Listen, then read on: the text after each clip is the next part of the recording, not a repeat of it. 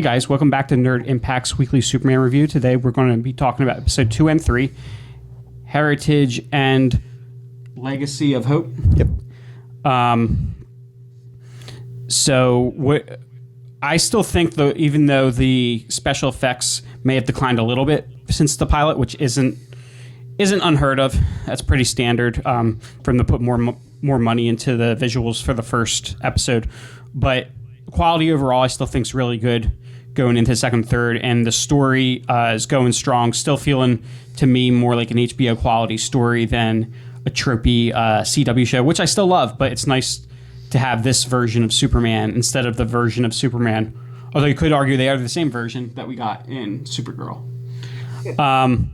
So, Jake, before we get into the actual spoilers, what's your overall feeling of episodes 2 and 3 and the show so far? My take on episodes 2 and 3, I definitely I feel really good about it. I like the direction of the show. I think it's a very interesting take, and it's very broad, and I think we start seeing that in episode 2, which at the same time as we start to see a little bit more of the CW style show, teen drama, somewhat come into it a little bit. I think as far as all the characters have different problems that they're dealing with other characters in the show. Like everybody, probably except for Lois and the kids, everybody has something going on. Like, some type, not necessarily like drama, but some type of antagonistical. They have their own side story. Yeah, which can be a lot. Like when I kind of want to. I do want to see like stories that they're going, follow into fruition. The second episode, after the first episode, we saw a lot. We learned a lot about this Luthor character, but like in episode 2, it kind of falls off. It goes more into dealing with the kids. It drops off a little bit, and it goes in a different direction. By episode 3, we're learning some more. Not that it's sprinkled in there, and we learn a little bit more development on Luthor in episode 2. But we start to see these different characters start to go off into their own lives, and how other characters in the show affect these other characters. And by episode 3, it was just kind of completely on the family drama side. I don't think we had any Luthor at all in episode 3. No, we didn't. That's what I was saying. That in episode 3, that's already it's not in the show. Even by episode 2, it was only a part of it, because we had the episode 2 was called Heritage, and we that to be expected. We're you figure with the title like that, we're going to learn some background on the family a bit. That the family super, so to speak. But I definitely like the show. I agree with you. I think it is a better quality show than more commonly what CW is accustomed to put now as far as the superhero genre is concerned. But it definitely it is definitely starting to show that CW side. The seeds are being planted. The CW seeds are being planted. I disagree with you on that one, because the side stories, to me, that's a very HBO thing. Also, like an HBO show to me is a very like Game of Thrones, which I know you're not familiar with, but Game of Thrones was every character had their own story. To me, what makes it HBO versus CW is the quality of the storytelling. And though I like that more, I do like CW shows and the more dramatic kind of, I don't want to say lower quality acting, but it's just a different type of acting. It's just, yeah, I understand. But more soap opera style, and like I said, that's definitely starting to show in that this does have a more teen drama edge than what like some of the HBO shows have. It's more family friendly. More family friendly, but the quality's there, and that's what's important to me. Yeah. Oh, most definitely. The quality is there.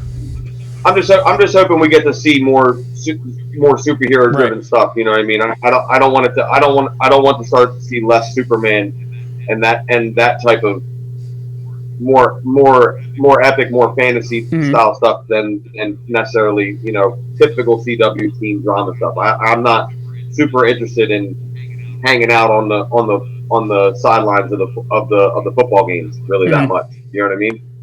and it's cool to see him like show those powers, but like now we've done that. Let's progress past that.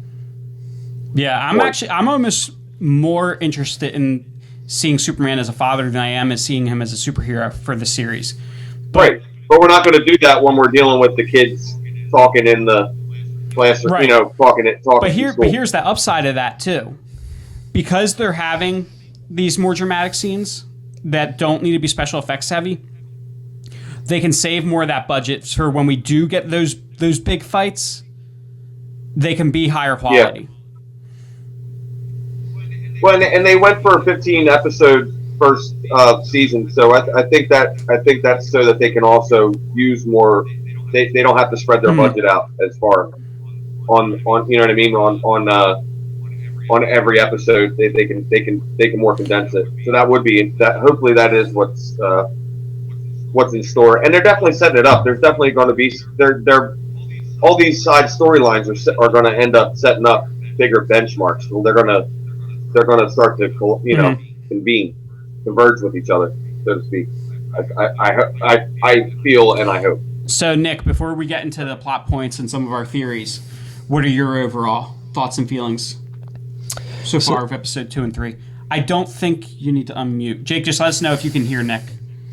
So sure. Episode 2, I wasn't as big of a fan as 1 and 3, partly because I did feel those CW tropes come in with, the teen stuff in episode 2. I was worried that it was going to go down the love triangle path when Sarah wasn't talking to Jordan, when both Jordan and John went to her house, and Jordan was trying to explain himself a little without giving away anything, and Sarah just kind of like ignored him and was talking to John. I was worried that was going to lead down or foreshadow a love triangle. So, yeah, that got me worried. And also, with episode 2, I didn't feel like Lois and Clark's parenting of the kids was written well.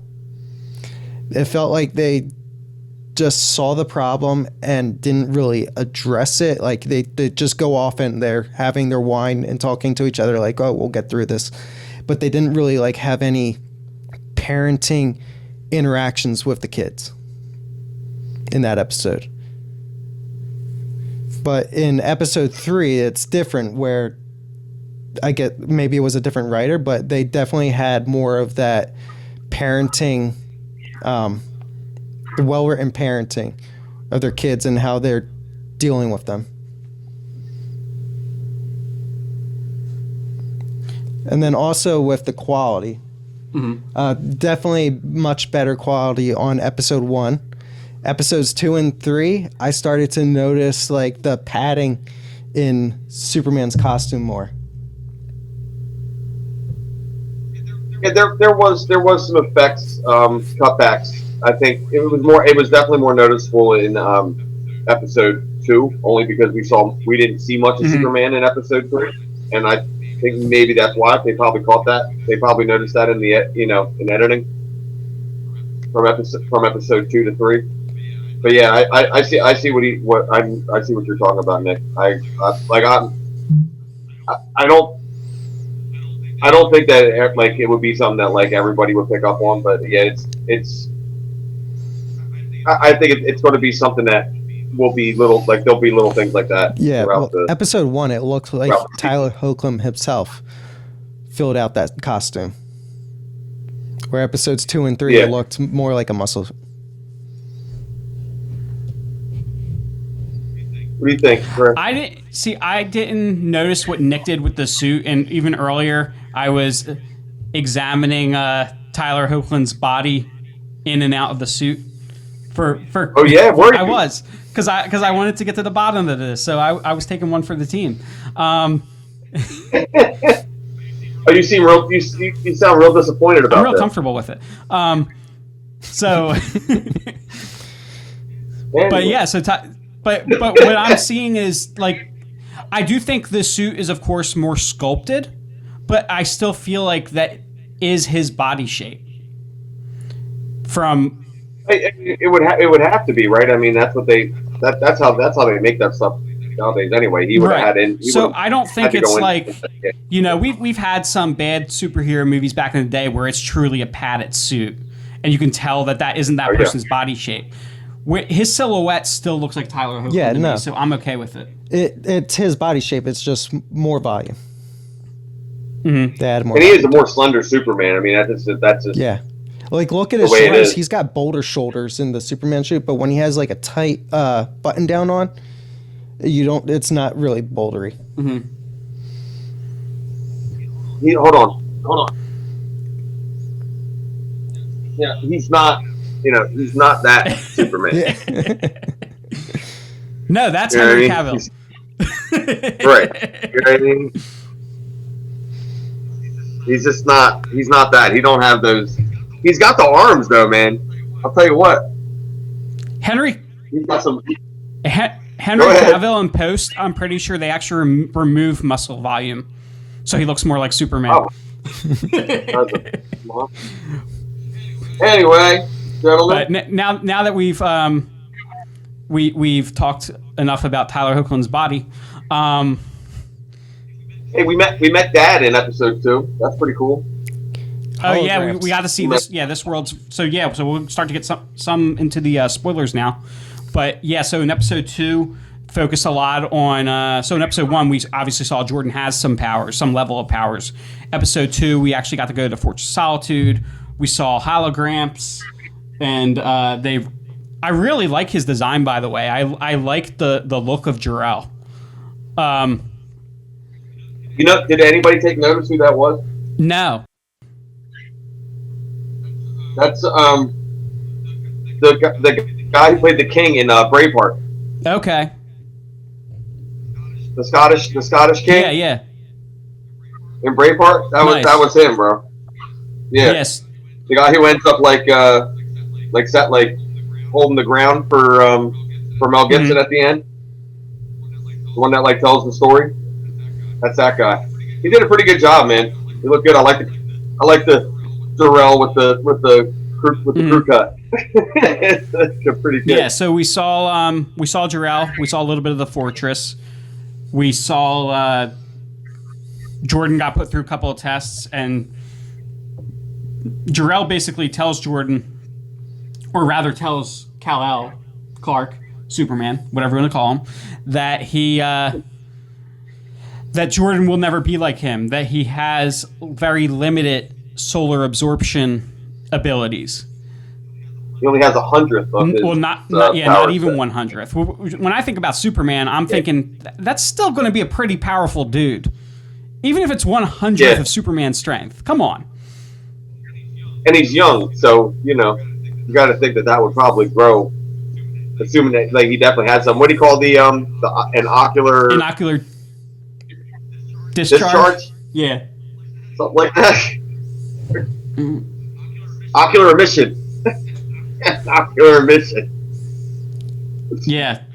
I'm not, and that's one of those things. That's that CW writing though. At the same time, you know what I mean? That wasn't very sciencey. You know what I mean? That was just some fiction-y writing. An ocular emission, really? I like that touch because to me, you can't call it a laser blast. Just call it an eye blast. I like that better though because then the kids that's a dad thing. Like he's trying to be like coy about it. Son, let's have a talk. Yeah, he's trying. It's just funny because he's trying to be like coy about it, and like I guess to him it's like a sensitive subject because he, we saw the kinds of things in Smallville per se that cause a young man to have an ocular discharge, and it's just so CW, man. I'm sorry, bro. Like I love it. But I mean, it's just like I'm like, why did he have to? Jason looks over. My son looks over at me. It's like, Dad, what's an ocular discharge? I was like, he shot eye lasers, man. And he's like, yeah. I'm like, yeah, it's all. But good, then, did you see in episode 3? Then he was like, let's call it heat vision. Like they made a point. Yeah, they made a point to call that out. Right. Which is cool. It shows that it does make it is willing to poke fun at itself too. I'm a big fan of stuff that does that's willing to do that. Right. So I guess let's start with this theory, guys. So, what are your theories on Jordan's powers and how they will or won't develop? Nick, what do you think, man? So going into another spoiler with episode 3, we witness a couple of people with Superman's powers. So they're being given powers. I think Jordan might be tempted to take the same thing that they're taking to unlock more of his abilities. I'm going to go in a slightly different direction with that. So we talked about the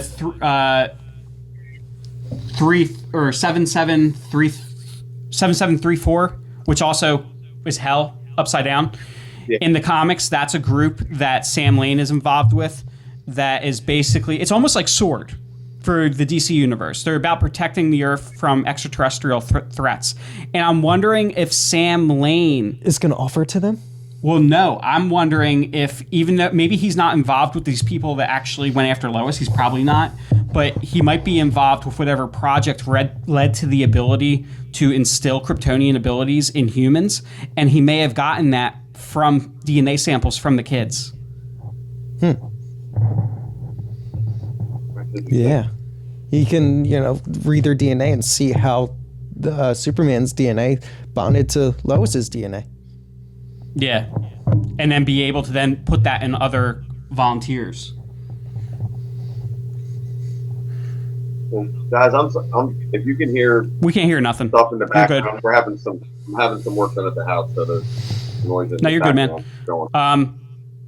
But yeah, so maybe that's also because of the limited ability of a human hybrid to hold to absorb the solar radiation. Maybe that's why the people we've seen so far seem to only each have one ability. That's an interesting point. And Sam Lane was stockpiling kryptonite. He admitted to that. Oh yeah. So and that means that's a known. You know what I mean? Like that's something they know that works. So it's not like it's unfamiliar territory. That's not. It's going to come. That's going to become a problem. You know what I mean? That's but he spun it as I'm doing it so that nobody else can get it. But we know that there's another motive there. We know how that works. Yeah. Any comic book fans know how that works out. And I'm curious to see if kryptonite even affects the kids. Yeah, with their human DNA mixed in there. I would imagine less power would also mean that kryptonite would probably affect them less. Yeah. Yep. But think back to episode 2 though, with some of the stuff we do get revealed with Lex. And another thing that actually kind of worried me about this Superman actually was that it seemed, now maybe they just didn't show that he had picked up on it being a remotely piloted suit, but he punched it right through the chest, not seemingly knowing that there wasn't somebody in the suit. Yeah, he pulled his head off, like looking in there, expecting to see somebody. Yeah, that kind of startled me a little bit. It's like maybe this Superman has some a darker side that might be a concern. Thought Jake first for a second. No, it's not episode 3. Superman did hit me with the ice breath. But the other thing that I think actually was a good dad call. Now you guys may disagree with me on this, but when he showed up at the school before Jordan punched that kid, I actually think maybe it wasn't the right thing to be listening, but it was the right thing to do when he knew that was about to happen, because we don't know what would happen.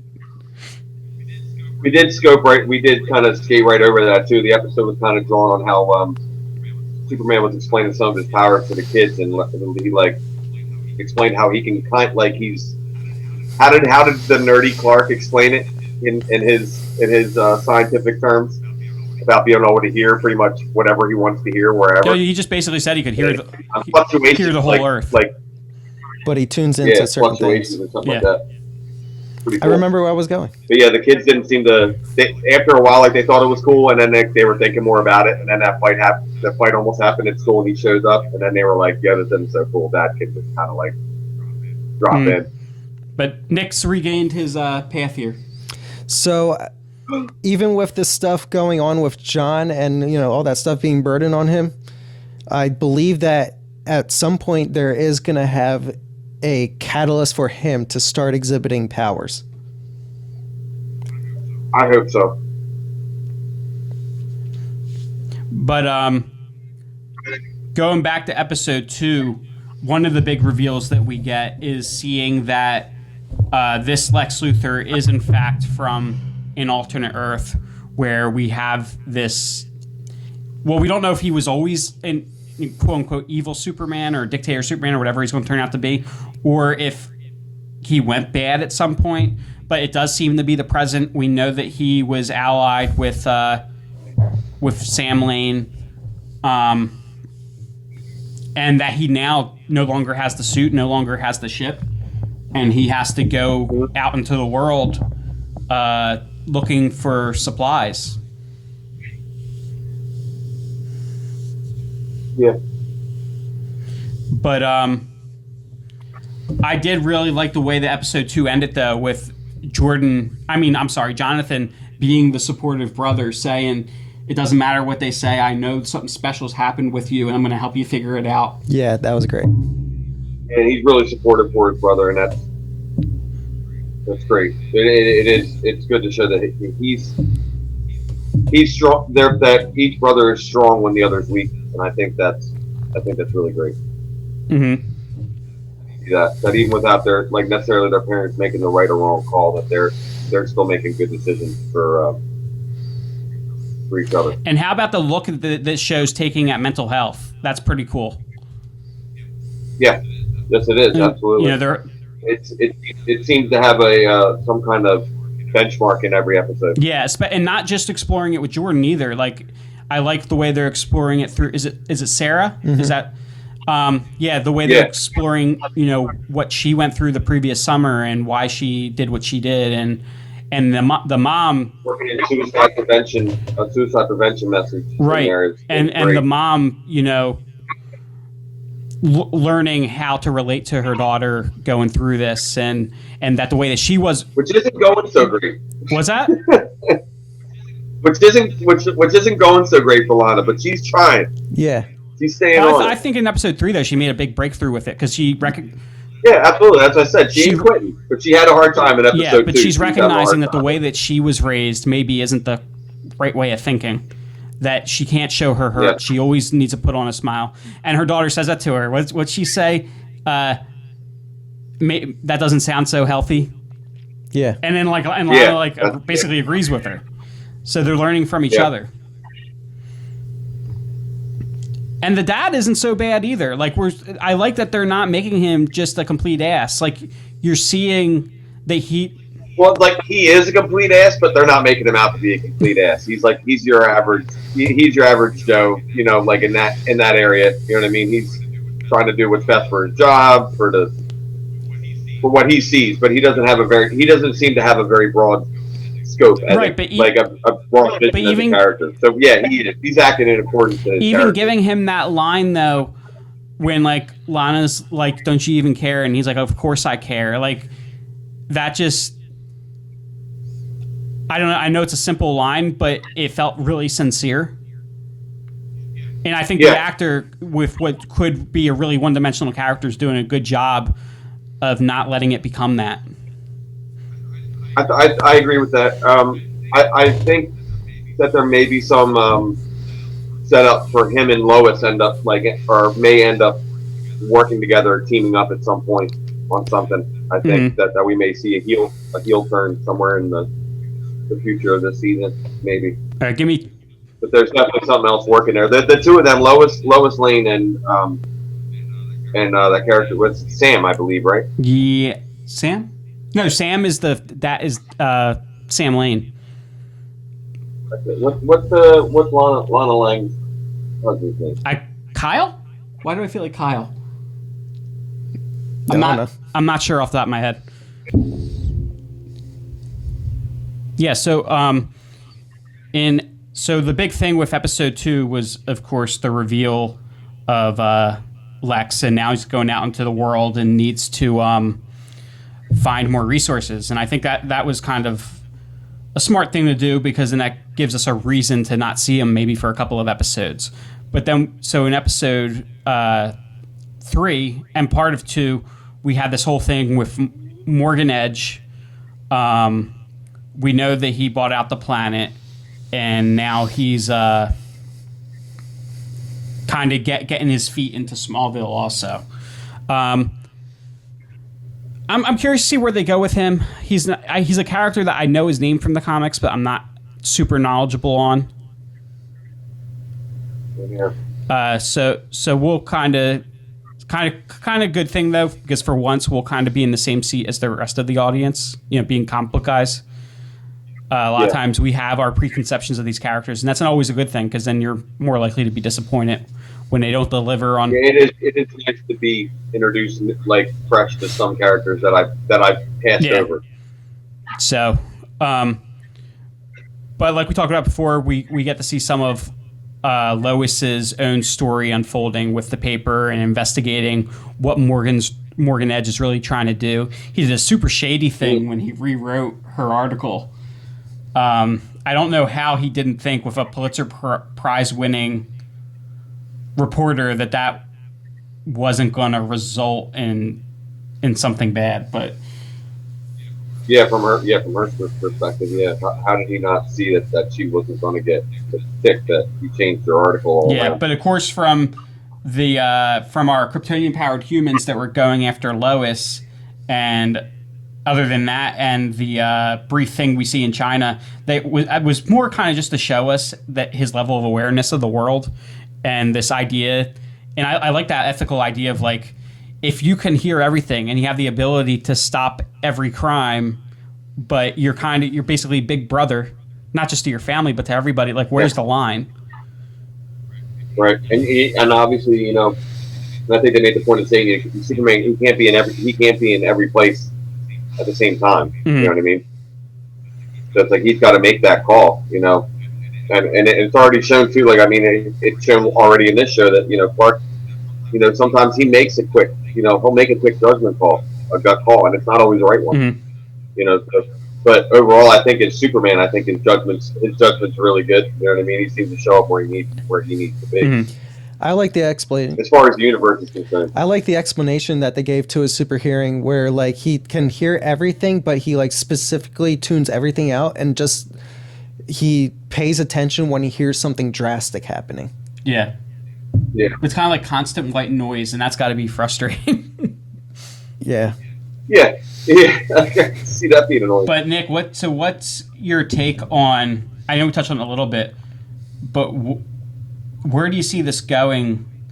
Either with the humans that are being given powers, do you think Morgan Edge is behind that, or do you think that's another party that we haven't seen? Sounds like Morgan Edge, because they started to go after the witness, right? Mm-hmm. The kid's mother, the one that got lost, that was working. For Edge, yeah. So I believe they're definitely tied to Morgan Edge. Mm-hmm. Yeah, that scene was kind of cool too, when the guy with the super strength first gets to jump on Clark, and then Clark's like, "Oh, that's cute," and just throws him through the wall. You caught me up by surprise. Is that when we got to see the ice breath? Yeah. And he just freezes him, and then he freezed him and then threw him through the wall, right? Freezed him, punched him, hit him back and forth. That was one of the highlights. I'm sorry. I'm sorry, Nick. It's hard to hear you, man. I'm not trying to cut you off, man. You're good. He freezes him, punches him, and he's punching him back and forth, going super speed to the other side of him, hitting him again, and then going to the other side of him, hitting him again, just like a ping pong, and then he punches him through the wall. Mm-hmm. That was fun. That's great. Yeah, so I think the effects held up too for that, especially that encounter with that bad guy. I think even the ice breath. I think it looked really good. You know what I mean? It was all composited well. It didn't come off hokey. Yeah, but I can't wait to see with like where especially now that he's letting Jordan play football. I think we'll see more of the development, not only of his powers, but ways that he needs to learn to restrain himself. And well, yeah, absolutely, especially since Superman's assistant coach. That was the most hilarious thing so far to happen. so yeah, can't wait to see how the stories continue to develop with the kids, and we haven't seen many villains yet, so it'd be interesting to see who else gets brought in. Maybe it'll just stay more like this, fewer villains, just more character focused. That goes back to what I was saying earlier too. I mean, I'm completely fine with it, but that is more CW's style is have a little bit more of that so teenage soap opera drama a little bit more going on. You know what I mean? That it is more character driven. That you know what I mean? That we see the side of these people that isn't all about the flash. Pizzazz, crazy stuff. Well, we'll have to delve more into that at some point, because I think you and I have very different views on what CW typically is. Maybe, but I'm just saying I do see some of more like the teen drama kind of show starting to some of the stuff starting to happen in this. I'm not saying that all CW shows are like that, but there is a typical style to a CW show, and there is definitely some of those not superhero tropes, but CW tropes starting to show in there. And I'm like I said, I'm great with that. I think it's tremendous that they're bringing in stuff with mental awareness, like mental health awareness, and you couldn't ask for a better area to start to use to talk about suicide prevention, and I think it's great. Yeah, but if they do bring in some villains, it'll be exciting to see who they pick. Because the strange thing, as popular as Superman is, we don't get a wealth of his villains in media. No. It's the same three over and over again. Right. That's why I'm hoping to see something too. That's why I'm like I'd rather see some more of that than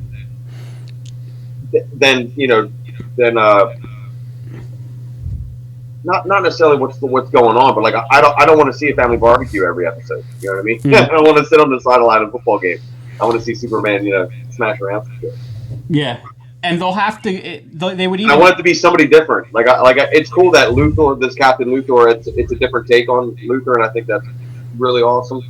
But I want to see somebody else, and I don't want it to be Doomsday.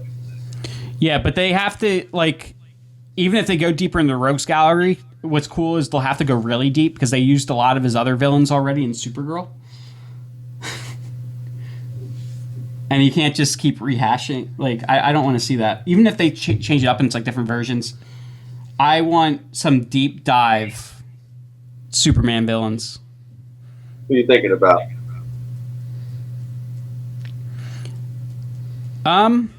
Well, one we haven't seen for a really long time. That'd be kind of cool. Some Mixapitalik. I was just thinking that. That would be cool. We did get him in Smallville, right? We got a version of him. It not really. The Smallville version of Mixapitalik wasn't the last true Mixapitalik that we've seen was actually Howie Mandel in Lois and Clark. Wouldn't you like to see a CW take on Bizarro Superman though? I already have. Yeah, what was that? They did a Smallville. Smallville had a Bizarro. I do. I actually now you mentioned it, I do briefly remember that. Like in this one, I could see a Bizarro Superman or like an anti-Krypton Superman. Mm-hmm. We already saw Black Suit Superman. I'm hoping to see more of that. Any villains you'd be particularly interested in seeing brought in other than Mixapitalik? Yeah, you took the one that I was thinking of. I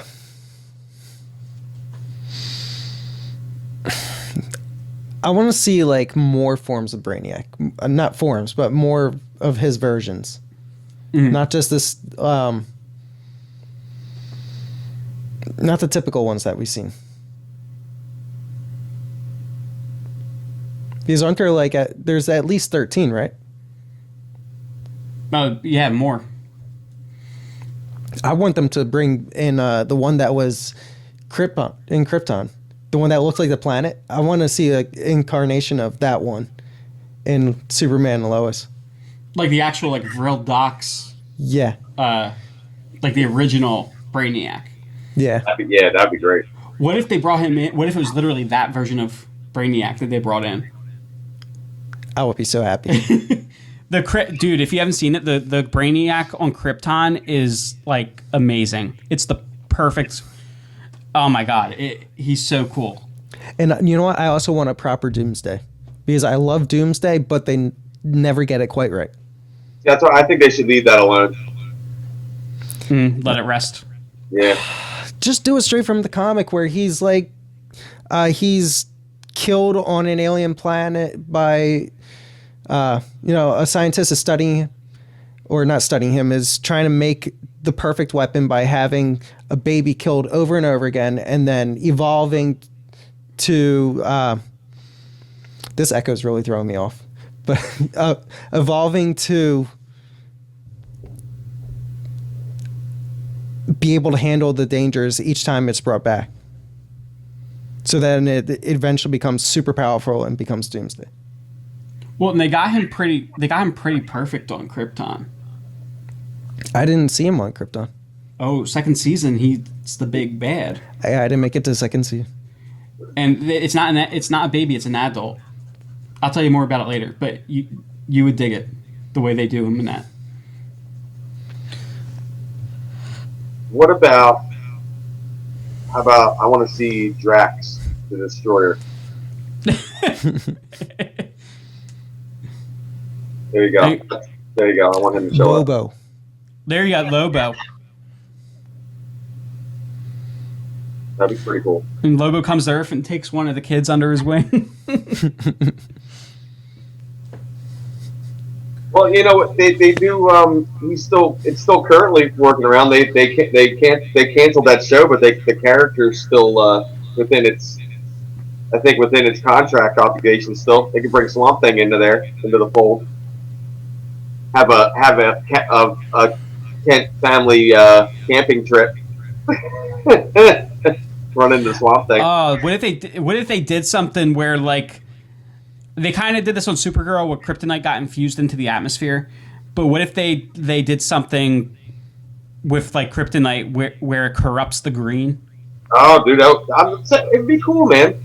It'd be cool. Hey, what about something? Yeah, dude. What about the Superman and Lois summer spectacular, dude? Like one of the like an old school '90s, like how they had like the like different shows would end up doing like a summer movie. They go on vacation in New Orleans. Yeah, dude, that would be brilliant. That would be brilliant. Meet up with Swamp Thing. That would be so cool. That would be I so think cool. Meet some old Kent, like one of like Jonathan's like his uncle or something. Mm-hmm. You know what I mean? Like one of Clark's uncles, somewhere like down south or something. Yeah, that would be great, bro. We need a Swamp Thing Superman team up. All your people. I think that about wraps it up for today. Looking forward to more episodes. Hopefully next week we'll get some news coming again. The news, the wellspring of news has been a bit dry lately. No, we'll be good. We got everybody's ready for. I know everybody's got to be ready for Godzilla. We got Godzilla coming in a couple weeks. Oh yeah, we got some stuff coming up, but we don't have. There hasn't been news like. Yeah, there's nothing real popping yet. Got the new Pokemon games. If you guys want to check that out. New open world remake of Diamond and Pearl. So got that to look forward to. We should be getting Comic-Con news soon. Well, Comic-Con's not usually until is it June or July? Yeah, I know, but we should be starting to get little. But there's been talk that they might be postponing it to September. Oh, really? Yeah. Well, look, before we get off of that, like, follow, subscribe. It's down there or on the side if you're watching on your phone. Keep watching this show. It's going to get better. Nick, you got something to say? Comment whether you like us or hate us. Hate likes are okay. Are okay. They are okay. Yeah, so we'll see you next week, guys. Until next time. Stay nerdy.